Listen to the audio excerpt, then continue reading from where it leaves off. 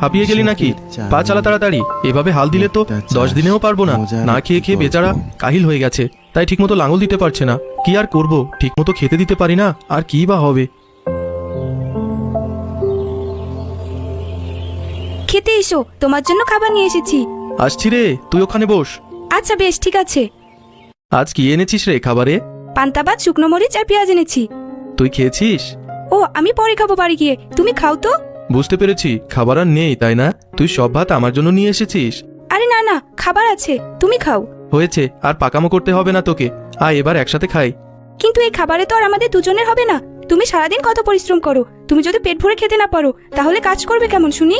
এসব নিয়ে তোকে ভাবতে হবে না, শিগগিরই হাত ধুয়ে আয় বলছি। খাবার আর যা আছে তাই দিয়ে দুজনের পেট ভরে যাবে। আচ্ছা বেশ। কি হে ভাইয়া, খবর কি তোমার? আরে ঘটক যে, এসো এসো। আমার আবার কি খবর, ওই তো চলছে দিনকাল কোনো মতে। তা তুমি এখানে? হ্যাঁ, গিয়েছিলাম তোমার বাড়ি। তোমার মেয়ে বললো তুমি মাঠে, তাই এখানে চলে এলাম। আমাকে খুঁজতে গিয়েছিলে? কিছু হয়েছে নাকি? একখানা ভালো খবর আছে গো, শুনলে তোমার মুখে থপ করে আলো জ্বলে উঠবে। কি খবর? একখানা ভালো সম্বন্ধ পেয়েছি গো। ছেলের বিরাট বাড়ি, সোনার টুকরো ছেলে, ননদ শাশুড়ি নেই, একদম সুখের সংসার হবে গো তোমার মেয়ের। তাই নাকি? বাহ, এ তো খুব ভালো খবর। খুব ভালো খবর কি, এ তো বিরাট খবর। তবে ছেলের দেওয়া নেওয়া একটু বেশি বুঝলে, 10,000 টাকা আর গা ভর্তি গহনা, আর কিছুই চাই না। কি 10,000 টাকা? আবার গা ভর্তি গহনা? এসব কি বলছো গো সাগর ভাইয়া? আমি গরিব মানুষ, নুন আনতে পান্তা ফুরাই, আমি এত কিছু কোথায় পাবো? আহা, এই পাত্র হলো সোনার টুকরো পাত্র, বুঝলে? পাত্র যদি হাতছাড়া করো তাহলে তোমাদের নিজের কপাল খারাপ। বলি, মেয়ে তো তোমার একটাই নাকি, একটু ধারকর্য করে ব্যবস্থা করলেই তো হয়। আচ্ছা বেশ, আমি একটু চিন্তা ভাবনা করি, তারপর তোমাকে বলবো। সে চিন্তা করো, তবে মনে রেখো তাদের জন্য কিন্তু প্রত্যেকদিন লাইন ধরে পাত্রী এসে যায়। আমি তাদের খুব কাছের লোক, তাই আমি যদি তোমার বোনের সম্বন্ধটা নিয়ে যাই তারা ফেলতে পারবে না। দেখো বাবু, আবার বেশি দেরি করে এত ভালো সম্বন্ধটা হাতছাড়া করে ফেলো না। বেশ, আমি ভাবছি। মেয়েটার এত ভালো ঘরে একটা সম্বন্ধ এলো, আর আমি কিছু করতে পারছি না। আমি বা কি করব, যার কোনো চালচুলো নেই, দিন আনতে দিন ফুরায়, সে আবার কিভাবে এত টাকা জোগাড় করবে? থাকার মধ্যে আছে শুধু এই ঘরটুকু, একটা গরু আর 2 বিঘা জমি, এছাড়া তো আর কিছুই নেই মেয়েটাকে দেওয়ার জন্য। ও সারাদিন কষ্ট করে আমার জন্য নিজে না খেয়ে আমাকে খাওয়ায়, আর সেই মেয়ের জন্য যদি আমি কিছু করতে না পারি তবে তো আমার গলায় দড়ি দিয়ে মরা উচিত। হায় বিধাতা, আমাকে কিছু একটা পথ দেখাও। এত রাতে বাইরে কি করো বাবা? কই কিছু না তো, তুই আবার উঠে এলি কেন? যা ঘুমিয়ে পড়গে।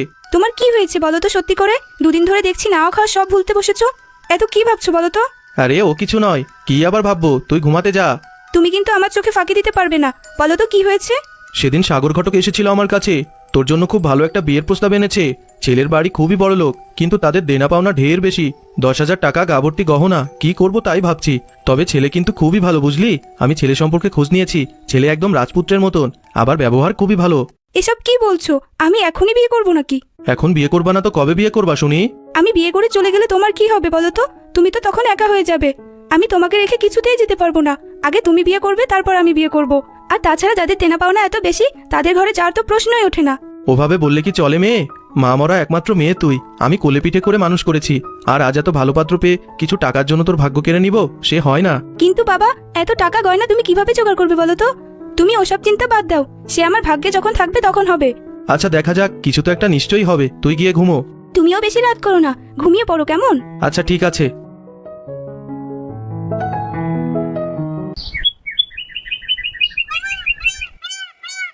যাক, এতদিনে নিশ্চিন্ত হলাম, টাকা আর গয়না দুটোই জোগাড় করা হয়ে গেছে।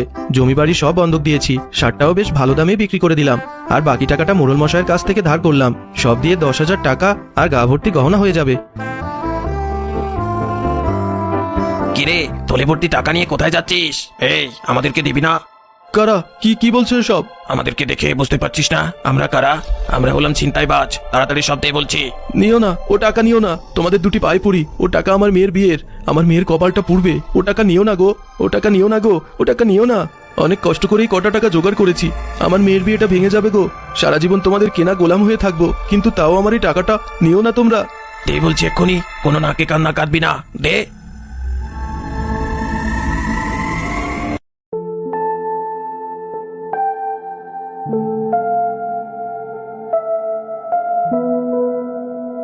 এ কি সর্বনাশ হয়ে গেল আমার, আমি এবার কি করব? ওকে বাবা, তুমি ওভাবে কাঁদছো কেন? কি হয়েছে? সব নিয়ে গেছে, বাড়ি জমি বন্ধক দেওয়া টাকা সব নিয়ে গেছে, সব ছিনতাই করে নিয়ে গেছে। এবার কি হবে রে আমাদের? সব তোর বিয়ের টাকা ছিল। হায় হায়, কি সর্বনাশ হয়ে গেল আমার। শান্ত হও, তুমি এসো আগে ঘরে। এ কি সর্বনাশ হয়ে গেল আমার, আমি এবার কি করব? ও কি বাবা, তুমি ওভাবে কাঁদছো কেন? কি হয়েছে? সব নিয়ে গেছে, বাড়ি জমি বন্ধক দেওয়ার টাকা সব নিয়ে গেছে, সব ছিনতাই করে নিয়ে গেছে। এবার কি হবে রে আমাদের? সব তোর বিয়ের টাকা ছিল। হায় হায়, কি সর্বনাশ হয়ে গেল আমার।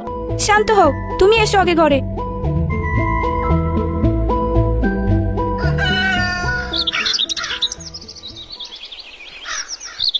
বাবা শিগগির বাইরে এসো, এসে দেখো এ কি কাণ্ড। কি হয়েছে রে, আবার কি হলো? টিনের চালের সাথে সাথে এগুলো কি দেখো তো, চকচক করছে। হ্যাঁ তাই তো, ওগুলো কি? তুই দাঁড়া, আমি মই বেয়ে উঠে দেখছি।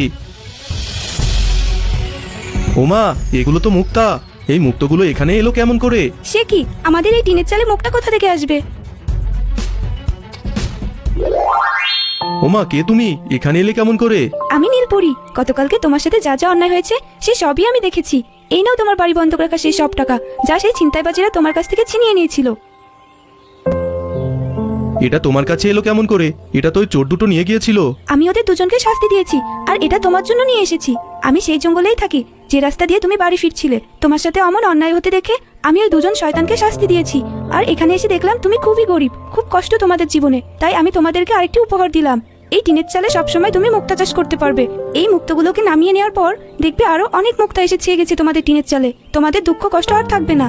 ও মা, সত্যি বলছো তুমি পরি? আমার যে কি আনন্দ হচ্ছে। তোমাকে অসংখ্য ধন্যবাদ পরি।